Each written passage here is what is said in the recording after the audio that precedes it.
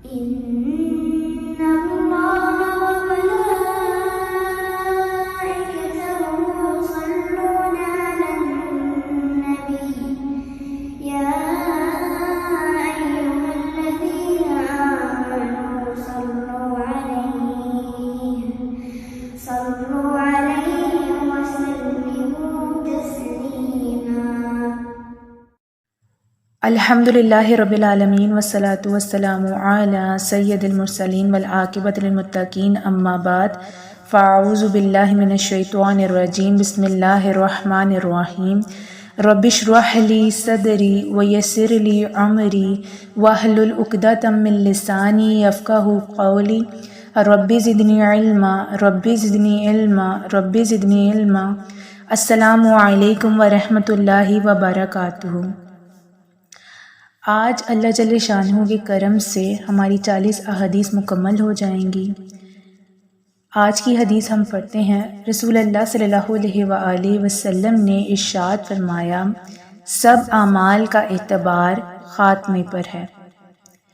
جیسے کہ ایک طالب علم اپنے نصاب کے ابتدائی یا درمیانی امتحان میں کسی امتیازی کامیابی کے باوجود پوری طرح مطمئن نہیں ہوتا، بلکہ اس کو یہ فکر رہتی ہے کہ اس کا نصاب کا آخری امتحان جب تک پاس نہ ہو جائے محنت جاری رکھنی ضروری ہے.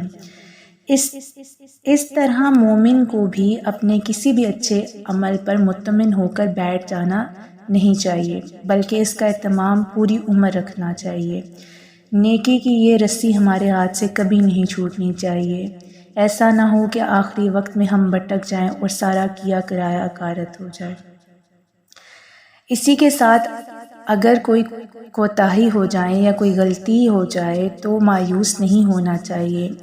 آخری وقت آنے سے پہلے ہمیں اپنی اصلاح کر لینی ہے، گناہوں سے توبہ کر کے نیک عمل میں لگ جانا ہے اور خاتمہ بالخیر کو حاصل کرنے کی تگودو کرنی چاہیے.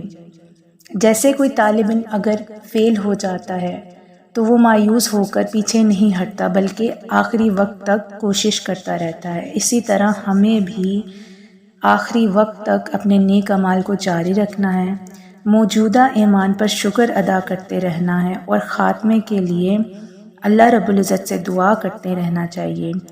اللہ تعالی ہم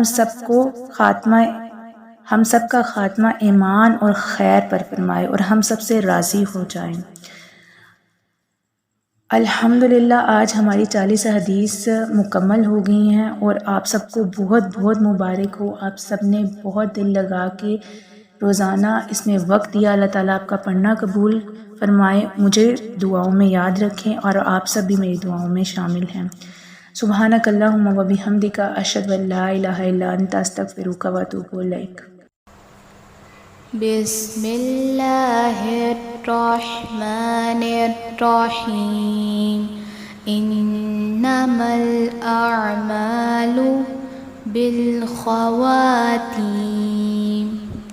انما الاعمال بالخواتیم.